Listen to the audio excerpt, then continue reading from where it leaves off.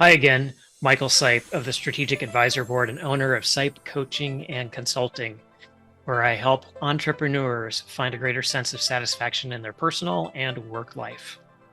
Okay, on today's episode of Empowered Leadership, we're going to be talking about the secret to greater teamwork.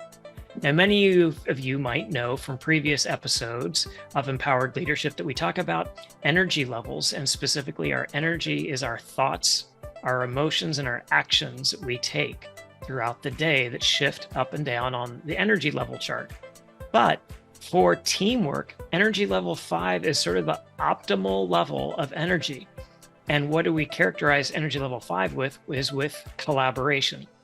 So on today's episode, we're going to talk about a little research from the 1970s, how that shifted a little bit today, and how that relates to the energy levels. All right, so back in the 70s, J. Richard Hackman did some study on organizations and teams, and he said that there are some enabling conditions that are needed for teams. Number one is they need a compelling direction. Number two is they need a strong structure. And number three, they need supportive context. But in today's day and age, some things have changed, especially since COVID. One of those challenges that organizations face is incomplete information and a greater sense of separation. You see, with a workforce that's much more diverse culturally or ethnically, folks are dispersed, we've gone digital, and teams are expected to be much more dynamic today and less narrowly focused, but more broad in what they can do. Then there's a need for a shared mindset. That's the fourth piece for organizational teams. And so on the compelling direction side, the first element that Richard identified was the idea that people need rewards like recognition outside of the company, and then some internal sort of rewards where they feel good about the work that they're doing.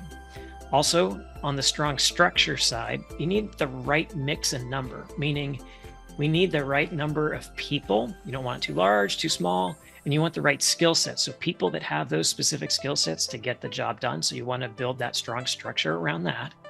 And then we need a supportive context.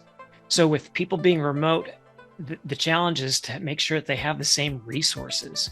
Or if offices are multinational and they're across the world, how do you make sure they have those same resources? So they want to have the same IT, the same software, so that it all works together well.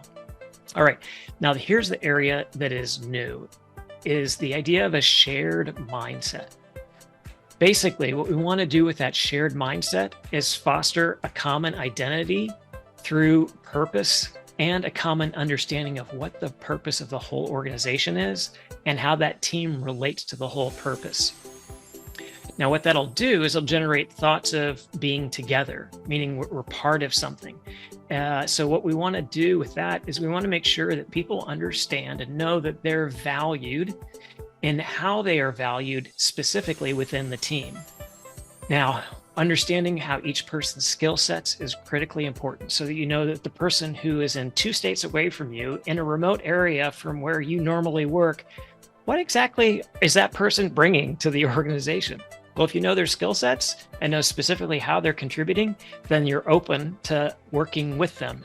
Now, another aspect is we want to have shared experiences. So if you are a local team, well, you want to go out to dinner, you want to have a sporting event, or you want to do a social kind of function, even in the office space, that will create a sense of cooperation, and that will foster greater teamwork.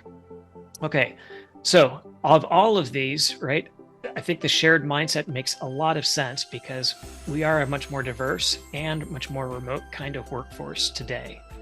So I hope these 4 areas of having a greater team are of value to you. So thanks for watching this episode. If you like this episode on how to create better teamwork, go ahead and click the like button down below.